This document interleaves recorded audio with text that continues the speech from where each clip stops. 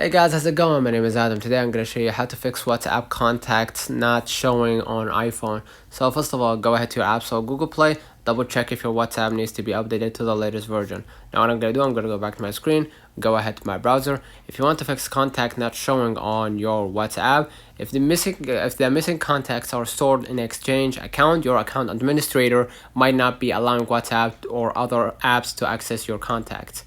If you want to actually fix that problem, what you're gonna do, just go back to your screen, go ahead to your settings, and what I'm gonna do, I'm gonna go ahead to the general, click iPhone storage, and what I'm gonna do, I'm gonna just go ahead into my WhatsApp right here, and I'm gonna just delete the app. And basically what I'm gonna do, I'm gonna go back to my screen again, go ahead to your App Store, Google Play, and download the WhatsApp again, and that should fix your problem. Let's know in the comments if this video helped you. Don't forget to like and subscribe.